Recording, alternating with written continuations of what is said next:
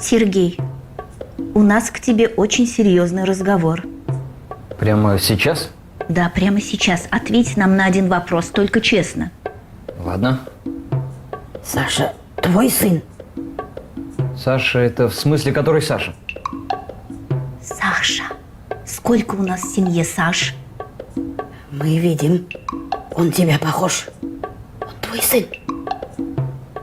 Да, Саша мой сын, но я сейчас вам все объясню. Не надо нам ничего объяснять. Мы и так уже все поняли. Скажи честно, какие у тебя отношения с этой Леной? С Леной, в смысле вот с этой Леной? Да. Ну, вроде нормальные. Ты называешь такие отношения нормальными? Ну да. Я вообще не часто с ней вижусь, и с ней больше Айгулька время проводит. А Айгуль устраивают такие отношения? Ну, они в одном роддоме рожали. Вот и бегают друг к другу, спрашивают что-то по поводу детей. Да, и даже кормят обоих детей грудью по очереди. С какой стати? С какой стати Лена будет кормить моего ребенка грудью? Не знаю, с какой стати, но мы это видели.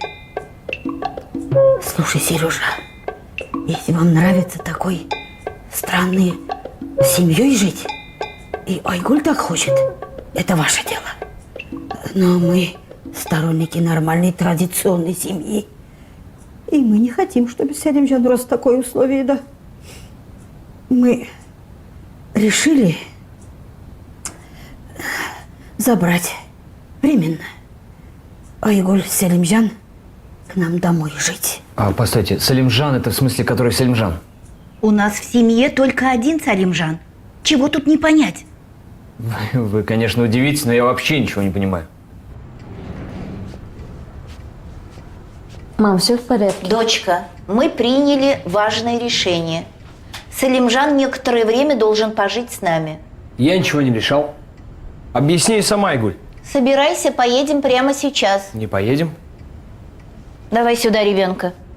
Не дам. Ты не имеешь никакого права.